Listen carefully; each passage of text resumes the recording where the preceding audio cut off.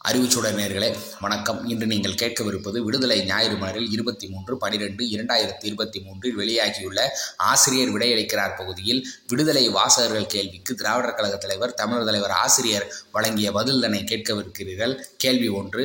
NEET நுழைவுத் தேர்வை தமிழ்நாட்டில் ரத்து செய்யும் முயற்சியை கைவிட வேண்டும் மற்றும் அறநிலையத்துறை கட்டுப்பாட்டில் உள்ள கோவில்களில் பிராமணர் சமூகத்திற்கு வாய்ப்பளிக்க வேண்டும் என்கிற கோரிக்கையை வலியுறுத்தி மயிலாடுதுறையில் நடைபெற்ற பார்ப்பனர் சங்க மாநில பொதுக்குழு கூட்டத்தில் தீர்மானம் நிறைவேற்றப்பட்டுள்ளதே.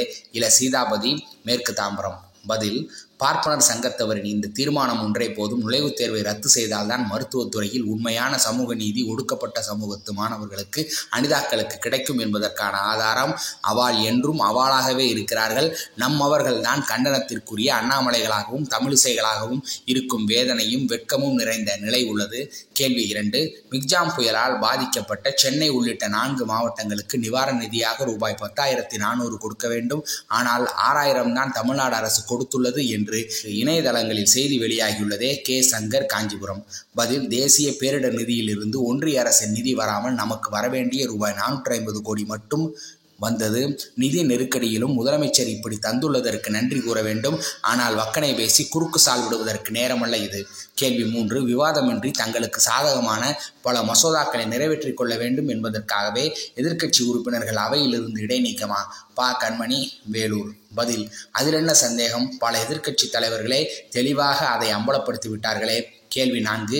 மேனாள் அமைச்சர் க. பொன்முடியை தொடர்ந்து இன்னும் சில அமைச்சர்கள் சிறைக்கு போவார்கள் என்று தமிழ்நாடு பாஜக தலைவர் அண்ணாமலை கூறியிருக்கிறாரே. க. மணி, பெங்களூர்.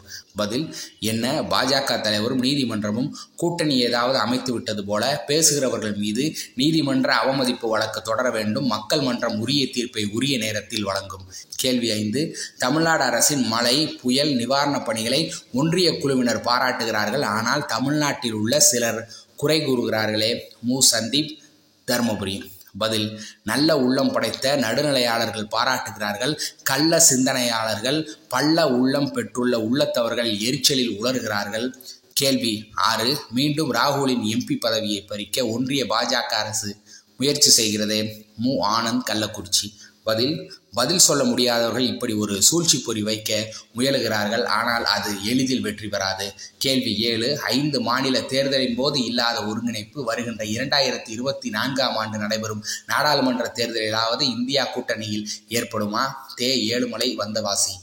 பதில்: நிச்சயமாக. எங்கே தவறு நடந்தது, எங்கே ஓட்டைகள் என்பதை உணர்ந்து விட்டனர் பலரும். எனவே அறிஞர் அண்ணா சொன்ன விட்டுக் கொடுப்பவர்கள் கெட்டுப் போவதில்லை, கெட்டுப் போகிறவர்கள் விட்டுக் கொடுப்பதில்லை என்ற தத்துவம் அங்கே நன்கு பதிய ஆரம்பித்து விட்டது. கேள்வி 8. நாடாளுமன்றத்தில் பெரியாரின் பெயரை கேட்டாலே பாஜகவினர் அலறுவது, அஞ்சுவது ஏன்? மு. முக்தர், சென்னை. பதில்: சிங்கத்தின் கர்ஜனை கேட்டு சிறு நரிகள் அலறாமல் வேறு என்ன செய்யும்? உடலால் மறைந்த பெரியார் 50 ஆண்டுகளுக்கு பின்னும் மறையவில்லை, வாழ்கிறார். பேராயுதமாக வாழ்கிறார் என்பது புரிகிறதல்லவா? கேள்வி 9. அத்துமீறி நாடாளுமன்றத்திற்குள் நுழைந்த இளைஞர்களின் செயல்களை நீங்கள் எந்த கண்ணோட்டத்தோடு பார்க்கிறீர்கள்? பே. செல்வம், கடையம். பதில்: வேலைக்கிட்டா இளைஞர்கள் இவ்வாறு திசைமாறி பறவைகளாக உள்ளனர் என்பதும் அவர்களை தண்டிப்பதை விட அவர்கள் துயரங்களை களைவதே அறிவார்ந்த அணுகுமுறையாக அமையும்.